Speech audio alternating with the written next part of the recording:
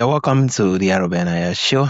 Today I'm joined by Christopher Papin, our CPA attorney, entrepreneur, author of 168 Hours, and host of the Blabble podcast. Chris teaches business owner how to be like a true business owner. With 268 hours, we all have each week attorney advice, into real actions, and scalable results. It's really a pleasure having you on the show, Chris. I appreciate you having me. I'm excited to be on. Thank you. Yeah, thank you. So, Chris, what was it like growing up? Yeah, growing up, I'm going to say it was kind of like your typical American household, if you will. I had an older brother. He's about 12 and a half years older than I am, so maybe a little bit more than most. Yeah. And then mom and dad, both entrepreneur parents, kind of supported anything my brother and I wanted to do. We're athletes. We liked football and basketball and wrestling and soccer or football, depending on where we're having that conversation. But yeah, I mean, it was fun because I could kind of watch what mom and dad did as entrepreneurs while still, doing your typical kid things. Yeah, amazing. So, Chris, you say everyone has 168 hours each week, from Beyonce to the struggling entrepreneurs. Why do some build empire? Why some stay stuck? What I see in my practices are a couple of different things. I think the first is people are very passionate and ambitious about getting into maybe their own business or starting something that they can impact or change. And because of that excitement, maybe we go too fast and forget to set up the bigger business structure or have the intentionality that I think is really required to have a successful business. So that's kind of one piece of the recipe. The second that I see is something that I think a lot of business owners experience is you're really good at maybe your craft. In my case, doing tax work or working with people as their tax or as their attorney. Yeah, amazing. And because we're good at those things, we tend to not do the other things, like the marketing pieces or maybe all of the back end, the administrative work that's no fun, not glamorous. So we focus on what we're good at rather than all of the different things that are the key components to making a business successful. Yeah, I think this is really key, being that most business starting out start with the passion of one thing, which might be the service, but not necessarily the structure, not necessarily the delivery, not necessarily the marketing. And from what you just said, simply means business owner has to be business owner in all the struggles, every part of it, standing out to actually about like do behind the scene work. And I'm really lovely to actually hear this conversation today. Yeah. So what does it really mean to behave like a business owner versus acting like an employee who own a business? Yeah, I think first and foremost is having the mindset, looking forward rather than being reactive to your customers or the products that you're offering, but being strategic about where's the business supposed to be in a year or in 5 years or in 10 years, and then kind of breaking those down into smaller steps. I always go to sports analogies, but I think of it as kind of preseason. If you don't get in shape during preseason in a proper way, you're not going to make it through the regular season at your highest performance or without injury or whatever it may be. And it's the same kind of thing with business owners.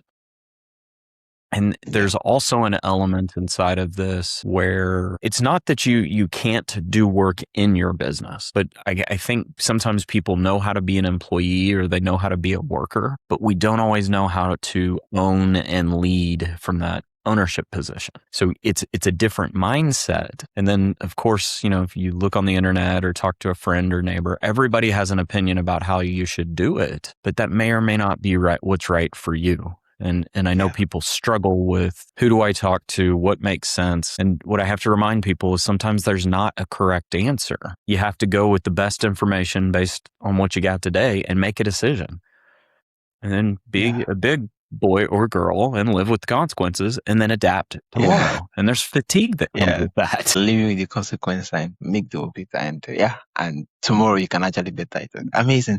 So how do business owner shift from constantly firefighting to managing assets and building sustainable system? Yeah, so I tease about this, and I say a lot of times business owners are firefighters because something goes wrong, the phone rings, and there's a problem, and we point our attention at whatever the problem is right then and there. No different than if you had a fire, paying attention to the fire. The problem is not all fires are actually emergencies, and they don't really desire the attention of a business owner. They could be delegated, they could be handed off. So we kind of get stuck in this vacuum of there's a problem, I have to solve it. Or in my case, with a lot of my clients, I have personal relationships with folks. I don't want them to be frustrated, so I want to help. But if you are putting the livelihood of the team and the business on hold for something that isn't really an emergency, I think you're approaching things in the wrong way. Or you're going to end up working more hours in the day because now you have to shift everything around. And to me, that's the one where people get lost the easiest. But this whole mindset of kind of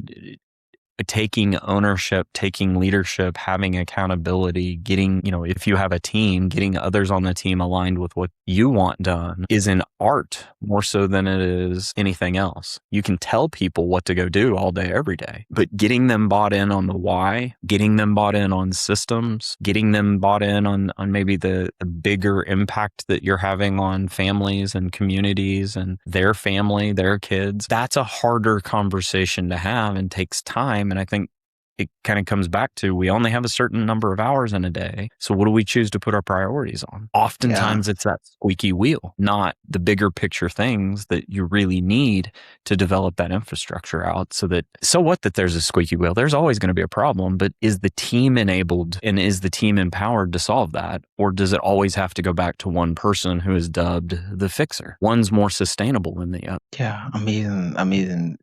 Especially when you just make reference of all the question I just asked earlier on that most business owner firefighter, and the explanation of it just struck me, being that I just got to look at it that the only time a whole lot of business owner take actions, it might be something happen and they need a quick fix. But when it comes to long term thinking about what the business could be, how it's going to affect the society, what is the why, it's, the particular goal they are chasing, it's the missions and the visions. That's every person who work there could actually enroll themselves into. I think that becomes the big aspect of it. That's a whole lot of our business owner does not buy it. So, which I know sitting down and just crafting it is quite demanding. And it's a whole lot, because especially for a whole lot of business owner, it's easier to run the day-to-day, being that you can be busy and lost track of time compared to sit down with yourself, then you craft out a mission you can enroll other people into. And I think that might be where the problem is. Okay, just get started. So you talked about avoiding uncomfortable tasks. What is one most business owner are avoiding that is costing them their growth? Easy one that people tend to avoid is the finance. They want to behave in a specific way, so they do. And oftentimes where we see people get in trouble is they are operating their business beyond the means of the business, or maybe they're using the business to support some personal things and objectives that they're trying to achieve when the business can't really sustain that yet. So in that financial bubble, if you don't have good accountability and you won't stick to your budgets, it's easy for business owners to underestimate tax payments. Now, I've kind of said the things where maybe people misbehave, but the reality is with a lot of finance, the lay person does not have the appropriate understanding of a profit and loss and a balance sheet and what is a set of financial statements and what does it mean to have net income. These are a lot of vocabulary terms that people are familiar with, but they don't know what it actually means. And if there's a misunderstanding inside of there, and maybe the business owner's math is different than the actual financial statement math, you can very easily see why someone would make a mistake. I equate this to, positions on a soccer field. If you think you're the goalkeeper and you pick up the ball in the wrong spot, that's a penalty. You can only do it in a designated area. and I think this is the same trap that business owners get into, is they think they understand, but they don't actually have that depth in the financial side. The other one that I see inside of my practices quite a bit are Statements like, I have this lease. I need you to review it and tell me it's okay to sign it because I have this piece of equipment that I've already sold lots of services for. And we don't build in the proper runway to truly understand the impact of that decision. What if you can't get out of that lease? What if the equipment fails? Who's going to fix it? Who insures that equipment? Where do the supplies come from to replace that equipment? Are they readily on call? Are there repair people that know how to do those things? So we get so eager to do the next thing or to earn the next dollar, we forget to manage the expenses on the other side. And that's one where I understand the desire. I get pulled into it too. It's exciting to offer new services and grow, but at what consequence? Because if you just sign a 5-year lease and you don't understand that even if your business closes in 2 years, you're paying for the remainder of those 3 years on that lease, that's a tough financial decision for people. That's a tough risk that people are taking on that I don't think they recognize inside of the different contracts that they're entering into. And of course, I'm talking about finance and law because that's what I'm familiar with. There's tons of this stuff. But we just don't slow down to fully grasp what is the true consequence on the other side. What's the benefit against the actual burden? Do we know both of them? And does it make sense for your family to take that on? Yeah, amazing.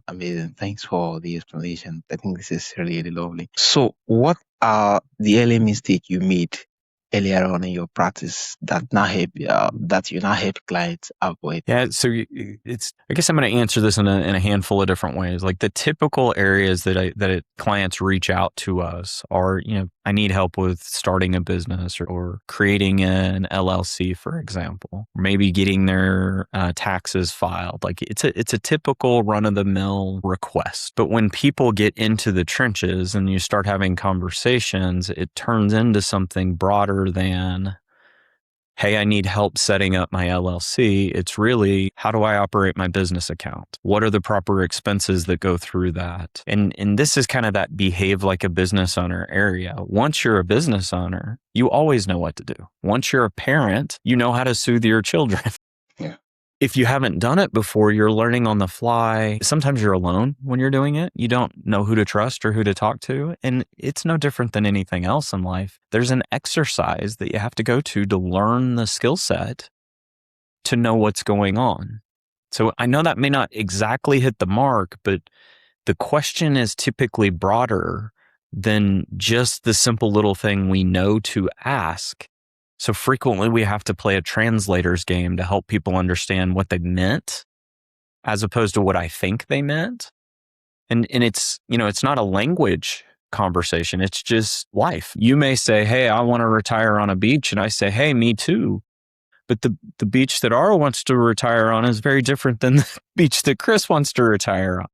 Yeah. Just what we envision in our minds, it takes time to get out. And I think we assume that we understand what other folks want sometimes, and you have to slow that process down and actually ask. Yeah, amazing. Ask, amazing. So delayed gratification is a business skill you teach. How do owners stay motivated on projects that won't pay off immediately? Yeah, this one's tough because everything in our lives teaches some sort of now. When you think about social media, you get a notification, you look down and you scroll through and you see what your friends are doing, and it creates a hit of dopamine in the mind. So there's this loop that I think people get into where I need to see instant results, or I should expect instant results. And that's just not how some of the recipes in business work. It can take years to develop a network, to develop different referral sources, to make sure that you have all of the different pieces of equipment to serve your customer base. The easy example here is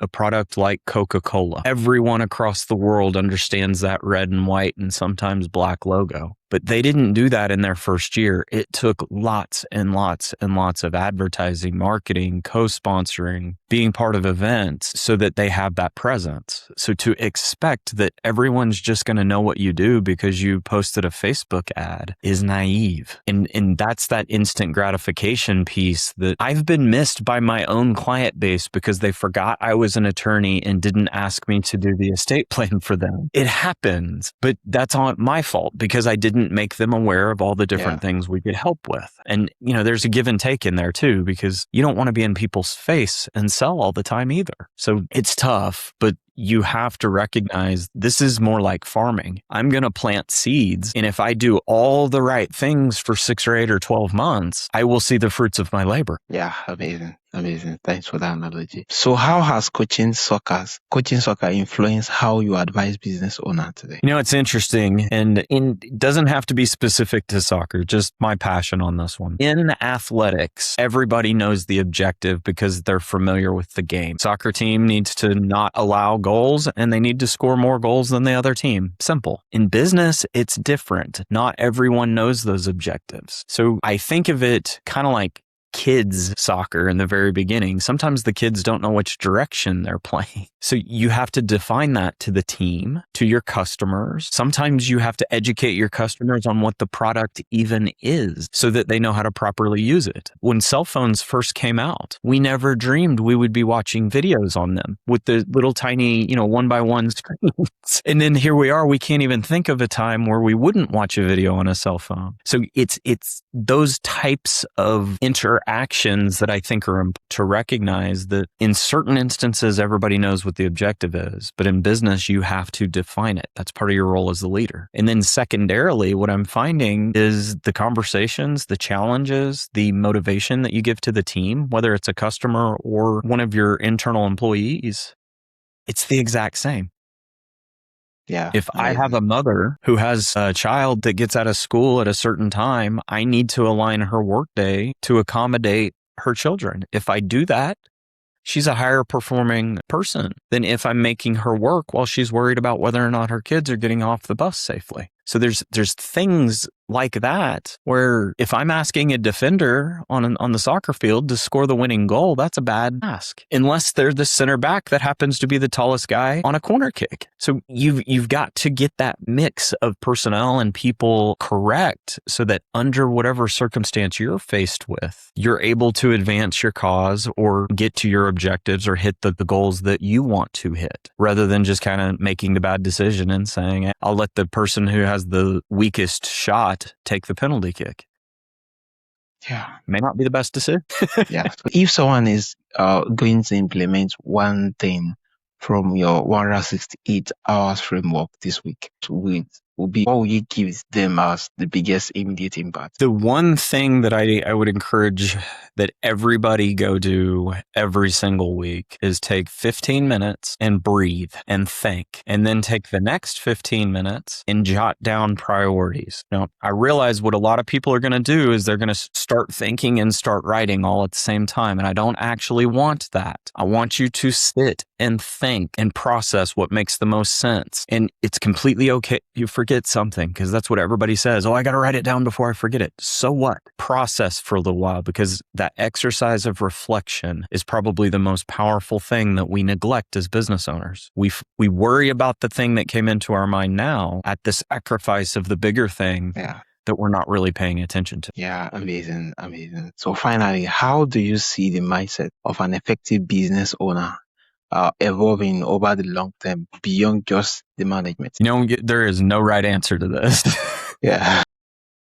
What I think is the most important is to maintain a childlike mind. Be inquisitive, be open, don't have preconceived notions, explore different options, don't be afraid to ask why, because what works today may or may not work tomorrow. I'm willing to bet that the fundamentals you learn today will be applicable in the future, but you may need to apply them instead of 1, 2, 3. You might need to go 1, 4, 6 in the future. AI is going to change everybody's way of doing things, and we have to be mindful of the different skill sets that are out there to do that. And if we maintain kind of this soft, malleable willingness to succeed mindset, regardless of whatever the steps are, I think that'll put people in a position to succeed now and later. Yeah, amazing. So for Christopher, for my audience who wants to learn more about this, about your framework, 168 hours and a week, how can they reach out and where's the best platform? Yeah, so there's a couple of ways. The first, the book, is available in a couple of different formats. Amazon, of course, directly on my website, Papin, Papin, speaks.com. So papinspeaks.com. That is a good way to kind of get some materials, learn,